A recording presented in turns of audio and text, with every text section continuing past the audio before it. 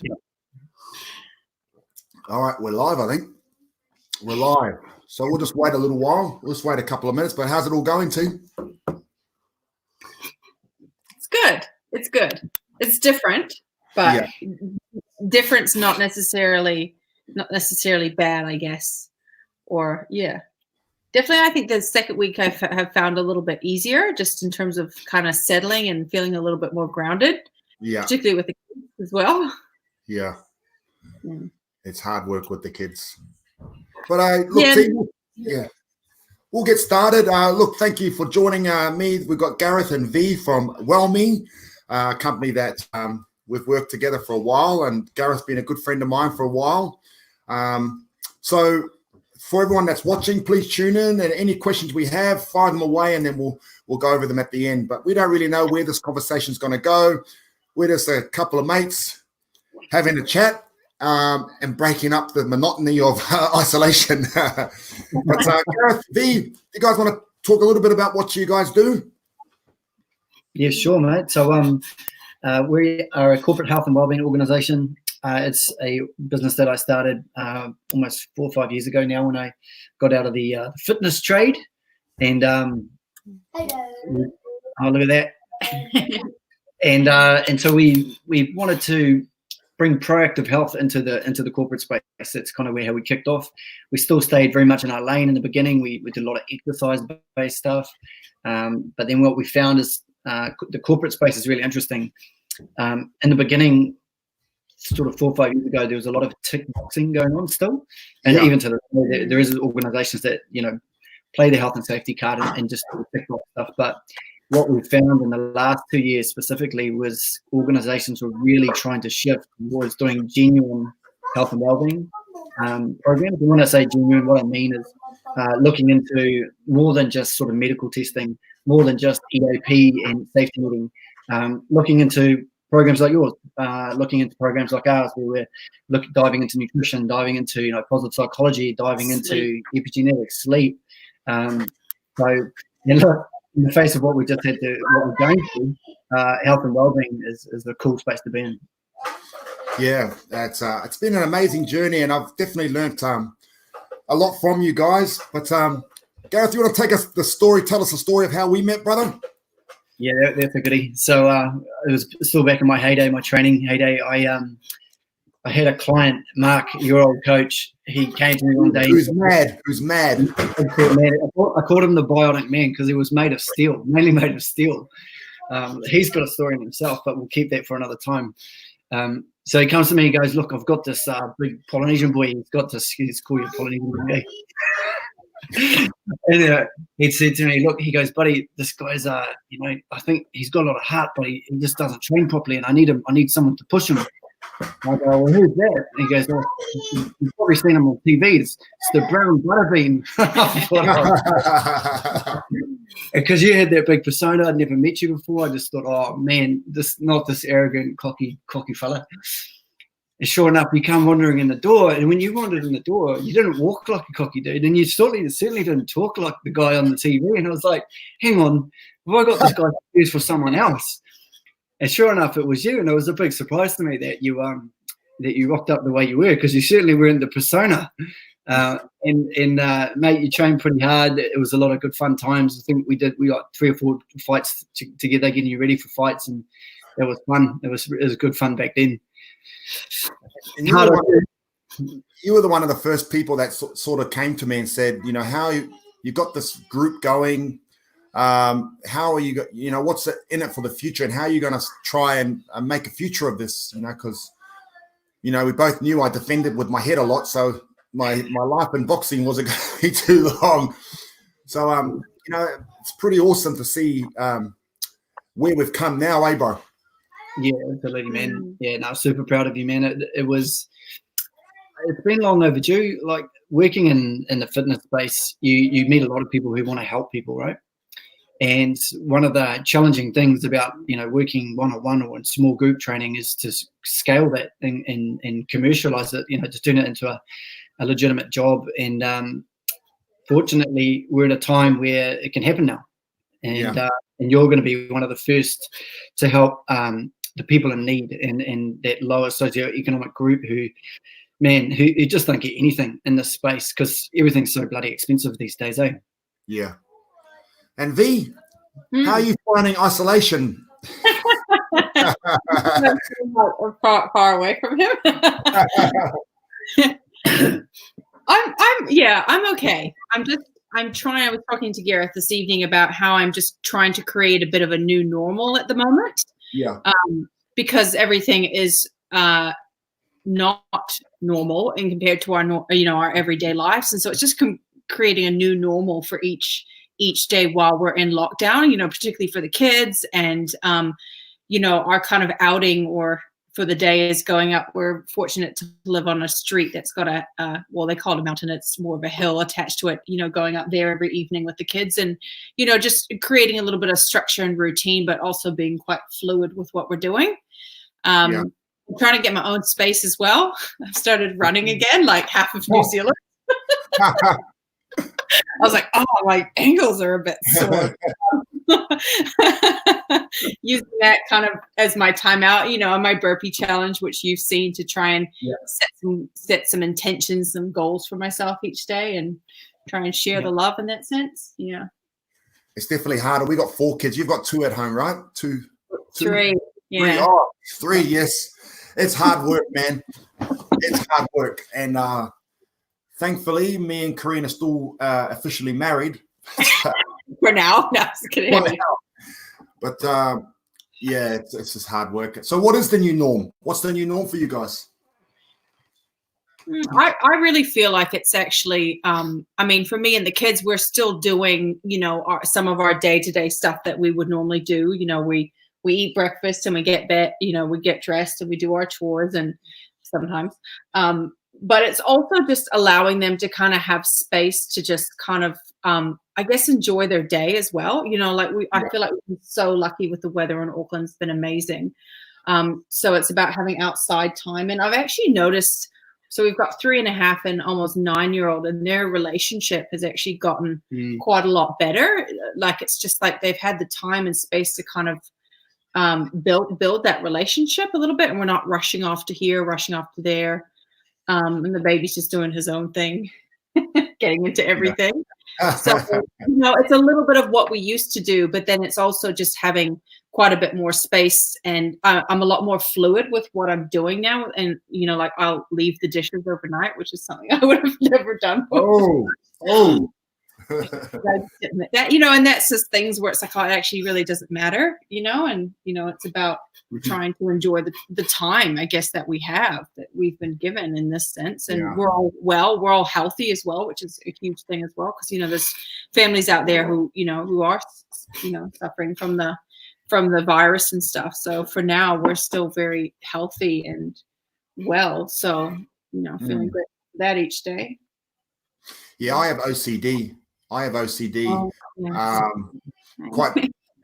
It used to be really bad, and I'll tell you what cured it. Like, I used to have to, line up the cans, and I could never have dishes. Never, like, it just would. If something was there, it'd do my head in. Like, I couldn't go to sleep. But what cured it was when I went through a tough patch, and I started living at a tinny house with about 10 other males. Where it was like a tip. We did the best we can, but that cured my OCD, because there's no point worrying about dirtiness. Like, you have to have a shower in your own house with jandals on. There's no point having OCD. So it was, it cured it. Hey, so you guys own the company WELLME. How you guys going through this? I mean, this what's it mean for the business? Yeah, mate. So pretty much everything got squashed straight away, like our whole calendar for what was coming up. So we've had to take a bit of a hit, but it's no bigger hit than what anyone else is experiencing, and it's certainly not as big a hit as some of the businesses. We were fortunately given an opportunity to work with Bauer Media, and we were really enjoying that opportunity. And it was It was going really, really well. And the leadership group there, they're actually amazing. Amazing people, super motivated, super engaged. And then whammo, 240 people are going to lose a job. So I was actually talking to a leader today, Bernie Roberts from Webstar, and he put it to me quite simply. He said, look, it is what it is. It is what it is, and don't sweat the small stuff. So, V alluded to it earlier. It's actually a really good opportunity to focus on our health and just take the heat off a wee bit with the business and not stress about money. Yeah, I thought about this today. I talked about it at our boot camp, where I came into this isolation probably exactly the same as you guys, just like in the rat race, like grinding all day, every day. Wake up, grinding, go to sleep. You're thinking about what you're going to do in business and social media posts and everything. Just and to provide for the family. That's all we're doing. But we sometimes lose track of why we're actually doing what we're doing. And I think this was the perfect time to just kick back, not stop grinding, like start doing stuff like this, and working online, just different opportunities, but also like yourselves, just slowing down a bit and enjoying the family. And because something, as we all know, time is usually we don't have any of it, and it's our family, the ones that suffer the most. And our family, I was talking the other day to someone, our family get the scraps of us, especially, with me. I don't know what it's like with you guys, but my family get the scraps from me, because by the time I get home, I got nothing left. I've given everything all day. I come home, I got no patience. The kids are probably already going to bed anyway. And I don't even want to really talk because I've been talking all day. Is that what it's like for you guys? Yep. What about you? See, I work from home with the kids, but I've noticed that I am, my sense of humor has come back. Not that I didn't have one before, but I guess probably more so I'm more playful with the children at the moment, because I don't have to get this done for school, or I have to do this, at this time and get this person to bed at this time because we've got school tomorrow and we've got this, and I'm always organizing, and I just don't really have to do that right now. And I mean, it's not to say I'm not stressed about the business and the future, but I feel like I've just had to kind of let go of that, and just use these next few weeks, not really a holiday. It's just more of a little bit of a timeout. Like you said, Dave, reset. And I guess reevaluate as well a little bit. You've talked about that quite a bit, haven't you? About because when Dave, like when you run your own business, you're working all the time, and I know Gareth and I, often our boundaries are a little bit blurred between work and family life, and it's all kind of the same. So it's a really kind of cool opportunity, I guess, to kind of reevaluate those boundaries and how we want to, the time we want to spend with our kids and everything, whilst they still want to spend time with us when they're young. And they brought up a good point earlier. We've noticed that the kids before, because they were operating on that timetable, their school timetable, and we were operating on our work timetable, they were really just being codependent. Coexisting, sorry. They were just coexisting. And so now we've seen this kind of bonding, this relationship forming because there's time. And even I've sort of stepped back and smell the roses, because life isn't that bad, when you've got kids that are happy hanging out together, and we get to exercise with them every day, and teach them to cook. It just there's a lot of good things coming out of this. A lot of good things.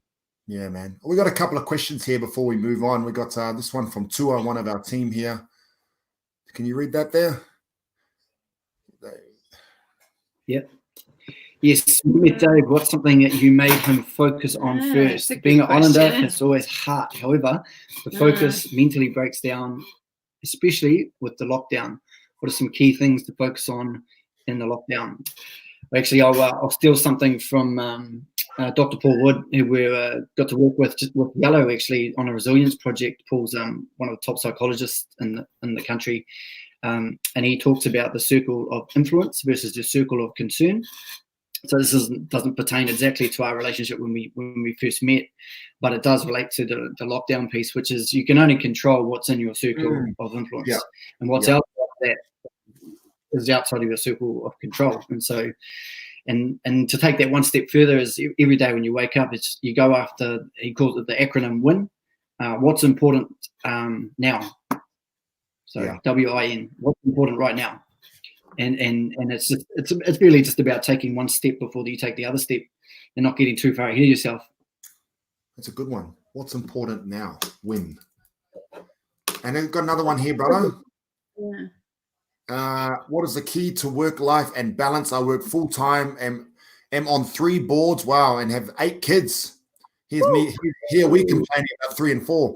I'm doing fitness to keep my mind from going crazy. Lost over 40 kilos. Feels like Groundhog Day some days. What else can I do rather than add extra hours on my day? Good question. You got an answer for that one? I would say, can you mix up what you're already doing, I guess. Yeah. So if that's what I was trying to say about like the routine being quite fluid, like, and if it's like, oh, I've already, I feel like I'm already working a full day, even though, I'm still at home sort of thing. It's like, can there be a day where you kind of, I don't know, mix that all up or do something different, involve the kids? Yeah. When I see stuff like that, Leander, that screams of high achiever, someone who's a super high achiever. Yeah. And I would say to Leander, what do you do for yourself? Yeah. Where's your time? Where do you get your own peace of mind? Where do you get clarity from? Because if you're going 100 miles an hour, like what you're telling us you're doing, then I can't see there's a lot of space for Leander time. So that self-care piece is really, really important when you're a high achiever, because high achievers don't look back. They only look forward. And they can be hypercritical of themselves as well. So there's a couple of add-ons.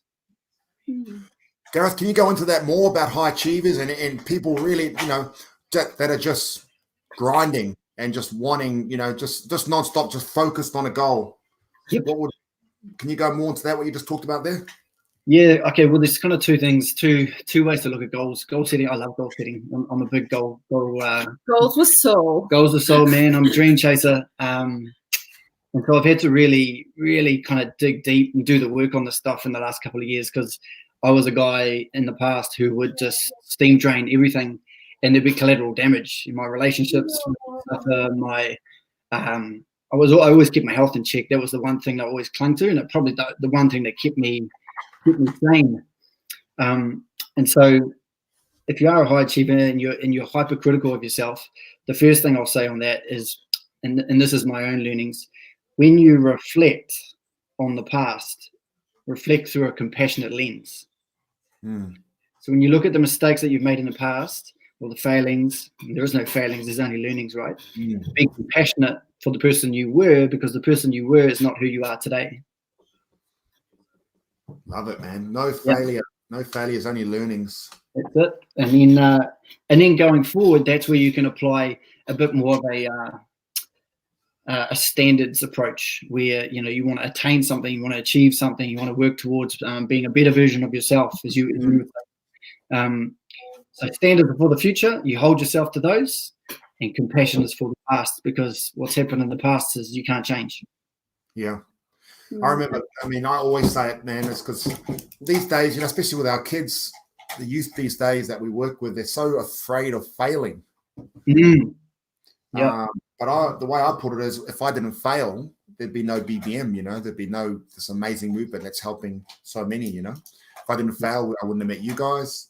So much that wouldn't happen if I hadn't gone through my failures. And also, if you go right back, when I went through some really bad times, when I put that steak knife through my chest, that was a really big fail. It was I wouldn't say failure, but I was down. If I hadn't gone through that, from there, I went on to, play league all around the world, ended up owning businesses, only to lose it all again, and then to start this movement. So it's so true, man. And, it's such an important lesson for everyone listening, to not be afraid of failing, because it's not failure, it's only learning. Hey, if you treat it that way. there's an interesting spiral, the emotional spiral. Are you familiar? Yeah. The emotional spiral can go down, but it can also go up. And so after you have an event like that or a trauma, it's your choice if you want to spiral up or if you want to spiral down. And a lot of that's got to do with the self-talk that you're throwing down in your head. And we were just talking about this, about, communication and relationship and language. And we're playing with you shouldn't.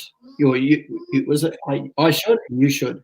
So if we find ourselves telling the other person that you should do this, that's a closed piece of language, and it backs the person into a wall, or it boxes them in. Or if you tell yourself that. Or if you tell yourself, oh, I should have done this. Well, if you should have done it, why didn't you? And so we're practicing not boxing each other in now, so we can stay in a positive mindset and see opportunity and possibility and live in the creative brain instead of the linear brain. That's cool, man. It's true here what Philip's saying as well. The parents won't let kids fail, so when they get older, they have no idea how to handle life when it slaps them around the head. Yep. Damn, that's true. Yeah. And it's hard. We don't want our kids to fail as well, so it's a hard thing. But I mean, what do you guys think? Yeah, no, I'm right with you on that. We're good cop, bad cop. So I will let my wee fella jump off the trampoline and hurt himself. I will take. When it comes to safety stuff. Whoa, safety. No, I do like to push. Like I let the little fellas, especially the boys. I wouldn't let the girl do that so much. But I definitely, with the boys, I want them to not be scared of failure. So, yeah, I mean, for me, I guess failure isn't. I don't even really use that word. I just, like you said, Dave, like, you kind of fall down sometimes in life, and specifically for me, I had quite a big fall down in my 20s, and I just shared my story recently, actually, about overcoming addiction. 10 and a half years now, and it was really about not allowing that the negative part about it to define who I was, but the fact that I got up and I got back up, and the positive side of it, I've allowed that to shape my life and allowed it to shape who I am today. And so I guess trying to focus, take the positive out of it. Sounds a little bit cliche, but you kind of have to when you're at rock bottom, as Dave, you've been there as well. Yeah. That if you want to get up, you got to get up. And there's only one way up from there. What would be some advice if someone out there is watching this, or they have a family member that's an addict, recovering addict? What would be? I know it's hard to go into, but what would be some advice you'd give them? So if it's somebody that has a family member that is, I think one of the biggest things that I experienced is that if, as much as you may want to judge that person, like, because you're frustrated by their actions or their inactions, you need, like Gareth talked about, like we've been talking about compassion with yourself, like they need compassion. They don't need you to make excuses for them, but the minute they're going to feel judged, they're going to want to run, or they're going to want to use more. And so it's actually just trying to create as safe place as possible, even if it's with your communication with them, that they don't feel judged, because trust me, somebody who's in active addiction is already judging themselves more than enough, and is already hating themselves. And so if you get in there and start kind of, I guess, pushing them even further down, even though you're frustrated, which is totally understandable, just trying to put your emotions aside and just try and, see the humanity in them, which is obviously still there. So I guess that's my one big thing for those people who might be having someone that's struggling. And what about if like myself and yourself, when you're in the absolute gutter and you just think, geez, there's no way out of this. How the heck am I going to get back up? What did you do first? What did I do first? I reached out. I didn't even know what the term reached out meant. Like, I'm laughing now, but it was like, it's a very common term these days that, you just need to reach out. And I was just like, what does even that mean? But, I guess it's, one of the biggest things is, I guess acknowledgement. And it's like, what you have, Dave, with, starting any sort of journey, whether it be from addiction or whether it be, from the couch to, to exercising, on your feet like you do with your, I saw your other project the other night. That was awesome. But it is actually about like acknowledgement. Like if you sit there and continue to be in denial and are sort of maybe a bit delusional about, the issues you might be having, you cannot get up, because addiction and sort of lives off denial and delusion. It's what keeps you sick, basically, or like, and so, you can probably relate to that with, people starting exercise. You need to acknowledge that, you need to get up and you need to get moving for your health, and for your family. Yeah. That's powerful, man. It's so true. Reaching out, too often, and these days, it's like we feel like reaching out and asking for help is weakness, when it's so not. It's a sign of absolute strength to be able to reach out and ask for help. So it's the strongest thing you can do, really. I think we can. If you send me is that somewhere on your YouTube or Facebook or? I'll send you the link. It was on my friend, one of our good friends, actually. She did a series and asked him, it's Overcoming Adversity. So cool. Yeah, it came out. Was it last week? I don't know which week it came out. We'll post the link. We'll get the link and we'll post it in the comments here. We've got a question from one of our friends here. How can you help someone in your circle with serious illness who does not want the help? Sit back and wait. How do you manage the waiting game? It's from Brenda. For that one. So the interesting thing is that it's called self-actualization for a reason, because the individual has to come to that realization themselves.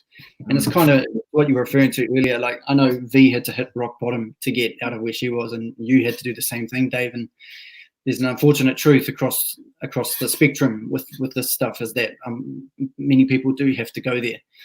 And it's interesting, when people go there, they finally disarm all of their inhibitions and pieces that they're using to create the wall around themselves. But the way you could start the conversation is to inquire. So you have to remove judgment, completely remove judgment. You should do this, you should do that. Back to that again. That doesn't work. And so the inquiry technique goes like this: is you want to dig into what's holding them back, and you want to get into what's meaningful to them. And so you've got to ask the 5 whys. That's the first place to start. If you want to get into, what is the real reason? If you're really ill and you don't want to do anything about it, and you're full of resentment and hate, and you're sick of everything that's going on in your life, there's a reason. Yeah, and you want to be heard, but you only want to be heard to a person that's willing to receive, right? Yeah. And so we do this a lot with neuro-linguistics training. So it's about getting to the crux of the problem for the individual, but holding space. That's another common term these days. But if you hold space for that individual, and you can genuinely, with authenticity, get down to what that person is, troubled with, you'll see some movement, some positive movement in the right direction. Yeah, because it starts up here, right? Yeah. That's awesome. There's maybe we can connect. Do you guys know, where would someone go in terms of for therapists and stuff like that? Do you guys? Off the top of my head, I can post a whole lot of a good friend of mine, Richie Harcourt's got a whole list that I'll share with you after this, because that's actually quite important. Because if someone is at a clinical level where they need support, then absolutely we need to get them that support. And you can be one of my frustrations with that is that often, you get a pamphlet, you should give this person a call. Yeah. You need to do more than that. You need to walk people through to that next step. And so that's really, really important. Yeah, that's so true, because we've met with different people and they just say, look, what you can do is just give them the number. But then I don't think that's enough. Well, how many people call the number? Yeah, probably very little. Yeah, a tiny amount. So there's one of the major issues with that system, the current system.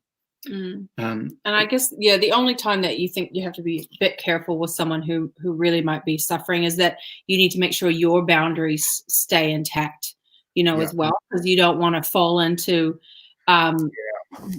too much of what they might be going through in terms of emotions. I'm a real connector, so I often feed off other people's emotions, and so you can try and detach with love as well if you feel like your boundaries are getting pushed in, let's say, and maybe you're starting to struggle a little bit, and so, but you show that person love and compassion, but you're sort of like, I'm here for you, but this is where I am, and that's where you are, but I am here for you, and I love you, and all that kind of wonderful fluffy stuff. But, yeah, I think that's important, because I know with us at BBM, we're meeting a lot of people, and we're dealing with a lot of people that are doing it tough in life. Yeah. And it can be hard, forming those barriers. Sometimes you can go over, and then you feel responsible. Yeah. Just remember this. Remember this. It's not your job to fix them. Okay, so it's never that's not your role. You're a facilitator. So that's the boundary between the coach and the coachee. And it is really easy, if you're an empathetic, compassionate person, it's really easy to slip into that I'll fix you kind of modus operandi, but that's not your role. And that's the clinician's role, right? So you just got to be really conscious of that. Yeah, man, I had some awesome conversation there. We'll get those links from Richie Hardcore, and we'll post it. Also get the link for that video that your friend made. That'd be awesome. But brother, tell us about what's coming next for WELLME. Well, we were actually having a really fun year with wearable technology. So we for the first year ever, we introduced these Whoop devices, courtesy of Joe Rogan, and we were having a really good time working with people. One of the challenges of health and wellbeing, right, is the data, is to prove that you've got ROI and you can make what you do work. Oh, data. I knew you'd like that one. And so we added the wearable technology this year in conjunction with on-site health coaching and in conjunction with our epigenetic platform that we're using. And man, we were seeing some pretty awesome results. And so we'll get stuck into that as soon as this thing is all over. We'll start getting back out and. Can you tell us what epigenetic means? Epigenetics. So epi is around the gene, and genetics is obviously the gene itself. And so it's the signals that is telling your genes what to do, essentially. So that's what epigenetics is. And like DNA testing, or that Yeah, no, we don't use the DNA test stuff. That's actually with some good friends of ours at the Edison Clinic. We use a plug-in model that has a very simplistic testing style. So it doesn't require saliva test, doesn't require syringes or anything like that. So it require lots of money. No, it doesn't require lots of money. It's your genes plus your lifestyle, and then you kind of get categorized biologically, but also what's the other word? Physiologically? I can't. Your phenotype. So without getting too techie on it, it's the best thing that we can find on the market right now that allows us to personalize. So we can personalize your nutrition, personalize your exercise, personalize your chronobiology, so your sleep cycles, and through that process we can optimize your health, and then building in the technology component of it allows us to do it live, and that was a real game changer, because right, with behavior change programs, one of the biggest challenges is to try and keep people to task, right? Make sure they stick to their food and stick to their getting to bed on time. Make sure they're getting the exercise in, and all those different elements. There's a lot of different moving parts, and so putting these devices on people just allows us to be on top of them and make sure that we're getting the results. Awesome, man. And when we did our first sort of work together, we did that at the BBM ward. And just before we start that, can everyone watching just hit the share button, please?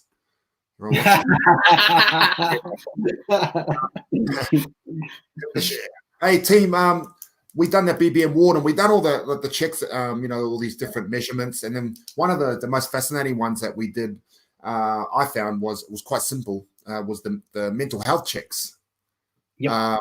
And, you know, because we all know you can lose weight and be miserable, and that's no fun, you know, but for us, it's not about losing weight. It's about living healthy, and weight loss is a side effect. But it's cool when you see that people can get healthy as well as get happier. You want to talk us through those tests? Yeah, so it was a couple of years ago now when we first kicked off that one, but it was the general anxiety disorder test. So we use the anxiety test, the standardized clinicians test. We use the PHQ 9 or 12, the depression test, the Harvard happiness test, and we used one other. There's a fourth one. Top of my head, it's gone, but it'll come back. Yeah. Oh, the WorkSafe stress test. That was the other one. And what was interesting about using those tests, and I wasn't, they weren't familiar to me when we first started, is to see the change. Yeah. You know, yes, people lost weight. Yes, you know, they got this awesome community to be a part of, and maybe there's some untangible pieces in there around community and you know, working together that probably shifted the mental health data more than what we realized. And that was the most impressive part for me. You know, what came out of that first initial project was that data moved more than any of the other data. I think people when you have someone that was miserable, you know, we see people coming into BBM that were just in in that downward spiral you were talking about. So they weren't spiraling upwards, they were spiraling downwards with nowhere to turn, and didn't know what to do, and they gathered up enough courage to walk through the doors. And then you see them only a few weeks later, and they're just different people with smiles and confident. They didn't want to get photos taken. Now they're selfies everywhere. You know, that's so important. You know, mental health to me is right up there. I think it's for me, it's a hard thing to say because, you know, you've got that whole body positivity movement where I went on the show one day with a hugely, a massive lady who was the head of this body positivity movement, where it's okay to be obese, you know, as long as you're happy. Where, yes, you got to be happy, of course, but when you can't breathe, you run out of breath from walking only a few meters, to me, you're not really happy. So mental health is so important, but you can't just say I'm happy and just be obese, right? That's the way I think. I don't know. A PC way to say it, but I'll say it however I want because I was also obese myself. So, you know, you've got to, yes, be happy, but you can't just say, oh, I'm just big and I'm just going to be happy. What's your thoughts? Well, I think we've got the perfect person to talk about, and he's right there. Who do you role model yourself on? Who do you look up? Yeah, no. Just that's a question to everyone would be, who are you role modeling yourself on? And that's what, if I was to step back and observe you, that's what I see that you've done the best, is you've provided a pathway for people and they can relate to you. You know, you came from where you came from, and you've made it accessible. You've made it attainable for people so they can role model themselves on you. So I think, you know, any time in my life where I've achieved anything, I've role modeled myself on someone. You know, when I first started going to the gym, I found the strongest guy in the gym and I trained with him. And that made me stronger. When I joined the army, I found the fittest pack marcher, the fittest runner, and I just chased them. And I chased them. You've got to have someone to chase. But that person you're chasing has to be a healthy role model. You know, because you can do the opposite as well, right? You can chase the wrong crowd, and that can end up in a bad place. Got Michael saying hello, brother.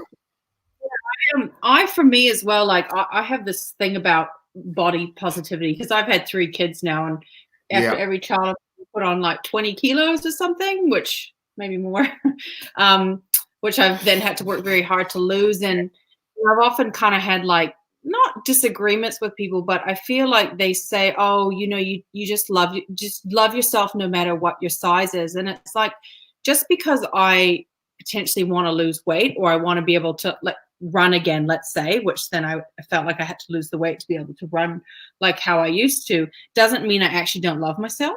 And I think that like this thing where it's like, oh, if you do that, you don't love yourself and you don't you have low self-worth. And it's like, actually, that's not it at all. Like that's not even what I'm focusing on. I love myself no matter what, size I was, but for my health and for, like my kids and my ability to be able to move my body, I've been quite athletic most of my life.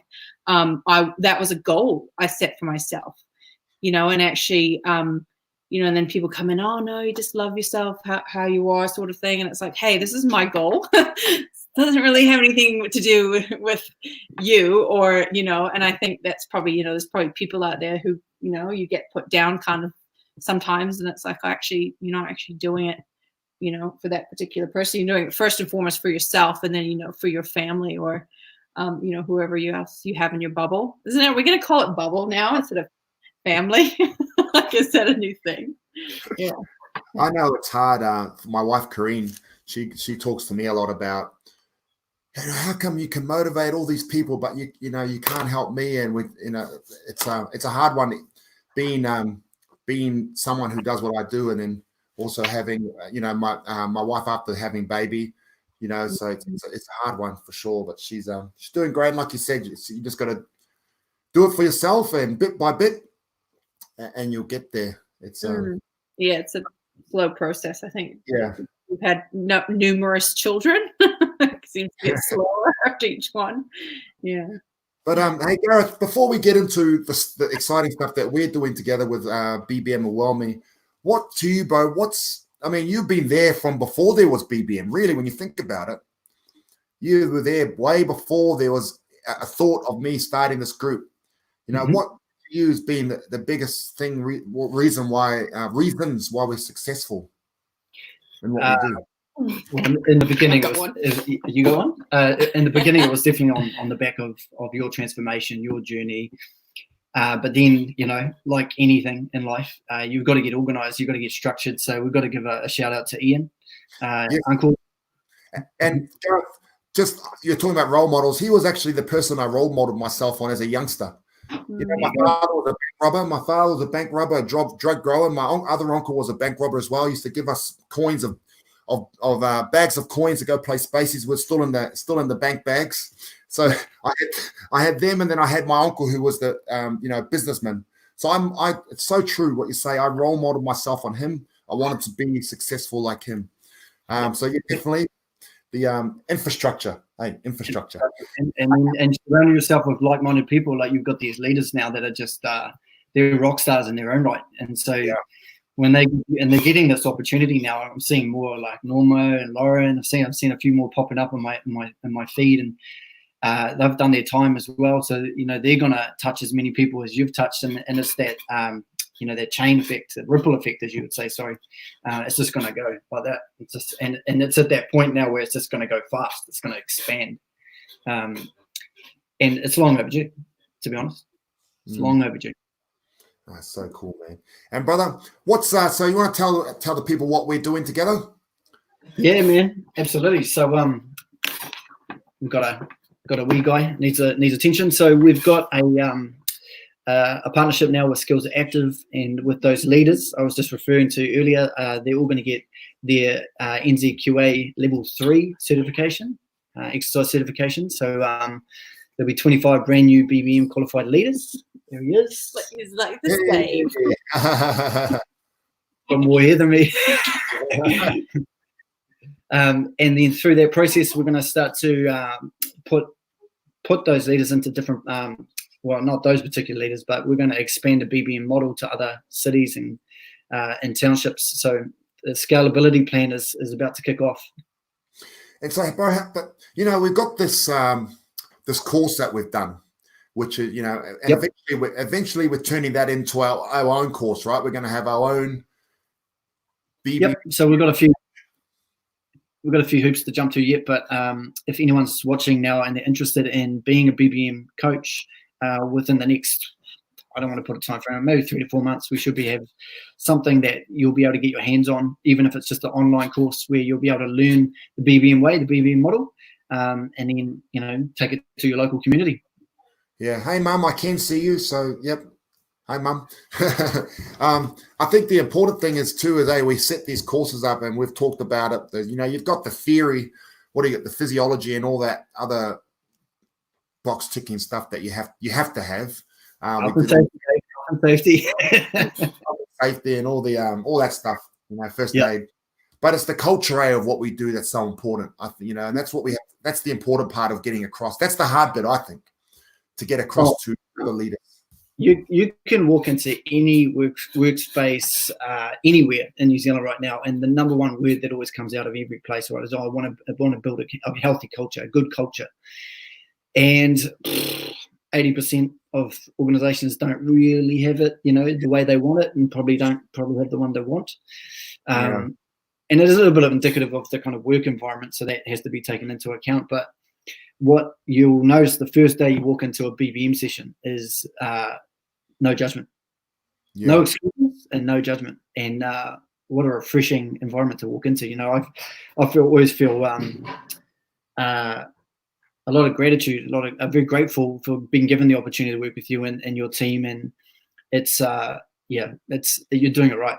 You're doing it right. Don't change the formula, man. Yeah. I just find it's hard. The hard thing for me is when we go to scale, that's what I think is going to be our biggest hurdle. Is maybe that's where it would, as don't have as much to do, I'd have to go around. I don't know how you do it, or guys like Phil, who are just the culture's ingrained into them, and they would go around to make sure that these new leaders, because what's happened, in the past is you'll get leaders that have come on. And, me, I'm always just quick. Yep. Sweet. And really just jump the gun and just go for it. And then it comes back to bite us because they don't really have the culture. Mm-hmm. And it's hard when they're not with us here in Auckland, if they're out on their own. There's only really been a couple that have stayed true to the way that, we like to run things. So that's going to be tough, I think. But how we overcome that? Absolutely. So that's where business principles become, key, and making sure that everyone who joins the bus is with the principles of the business. And so that's the challenge of every big businessman, is that you've got to make sure people are aligned with the values. Hey, it's hard to believe that that we'd be talking about this type of stuff. Hey, what's up, Linda? Now, I remember way back in the day when you said, man, how are you going to commercialize this? How are you going to turn this into something that can help more people and also help your family? It's just crazy how far it's come, man. And it's thank you for being a part of the journey, brother, and a big part. Not many people know, but, you are a big part, because I come to you often with asking for advice. You're a big part of, if it wasn't for you, we wouldn't be able to do this course, and the data side of it, because I still hate it. It's ridiculous. But I understand the importance of it now. Absolutely, man. I understand the importance of it. Whereas before, people would ask me where my data is, and I say, well, do not follow me on Facebook. That was my answer. Let me show you my before and afters on Facebook. So there's a place for that. And but stories backed up with the data. And we've teamed up now with Auckland University, doing a study with them. I think as we grow, and I think people used to just think of us as a group. Oh, look, there's this Islander guy. Half Māori, half Islander. So there's this brown guy training other overweight brown guys in a field somewhere, and they would have just thought we're going to go away, and we haven't. And if we're just grown, and we're very lucky that from the boxing we managed to get some media and sort of just hang on to it. So now it's cool, man. Very, very, very cool, bro. Just to finish, brother, because I know you've got the kids and I've got the kids. Just give us some advice, man. What would be some go-to tips that you'd give to people at home right now in isolation, doing it tough? Doing it tough, man. I would try as much as you can to view this as an opportunity to do something different. You're potentially not working like you were like you were in the past, and you've got won't say you've got more time, but you've got different type of time to maybe focus on yourself and focus on what's important to you, with your families and what you're eating. And actually, that brings me to my next point, which is keep a normal schedule.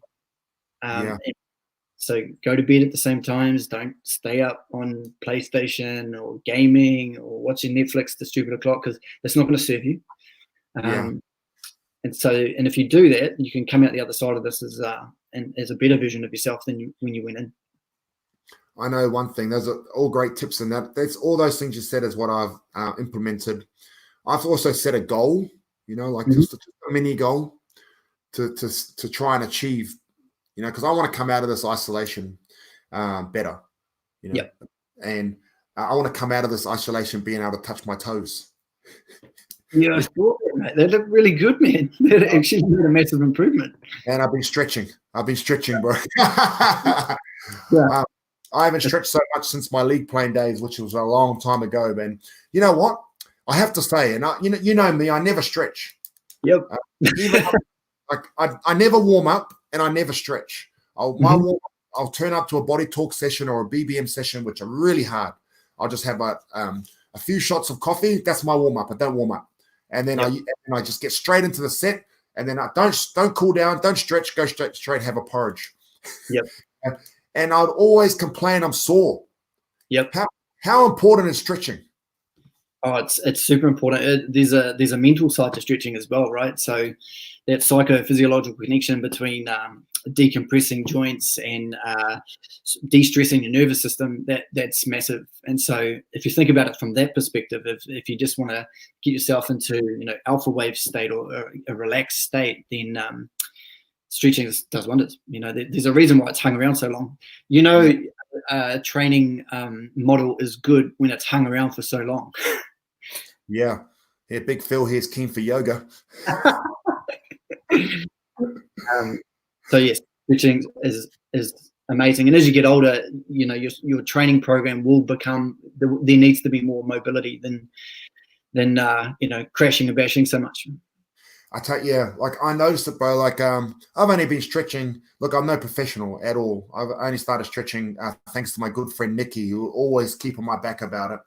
I started on Saturday. She sent me a 5-minute routine because she also knows my attention level span's not that good. So she sent me a 5-minute thing that I can stick to. And I've just been doing that every day. And we've got a BBM. One of Kareem's friends does a stretching class once a week in BBM. Yep. So I did that, and already big improvements. But the biggest improvement is I'm more relaxed. Yep. I've noticed I'm more relaxed, and because of the breathing, I'm taking my time. Yep. And the other thing was I went for a jog tonight. So after box fit with Phil, I went for a jog and I smashed it. Yep. And me and running don't go well together. But I just felt awesome. And maybe too, because there's no takeaways around anymore. They're all shut. Yep. And I eat a bit of takeaways. There's no excuse, but I just did.